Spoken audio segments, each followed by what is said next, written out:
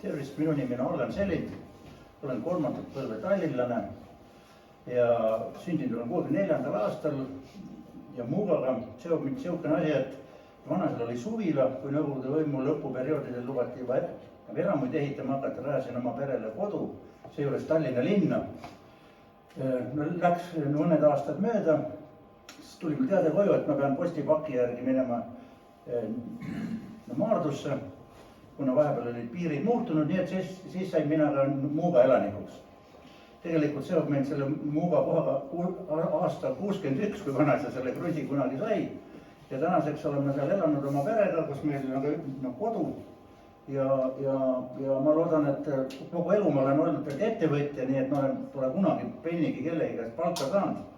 Ja kunagi pole ka riigiametis olnud, kõik oleme pidanud ise endale välja teenima. Ja kuna nüüd aeg hakkab sinna pensionile lähenemas, mõtlesin, et äkki ma saan kuidagi kasulik olla oma kogukonnale ja Muugale tegemisega, sest sellest hetkest, kui me Maardusse jõudsime, meil lubatud kogu aeg, et tuleb spordikeskus, ujula, koolimaja, see on juba möödunud sajandi lõpus. Aitäh!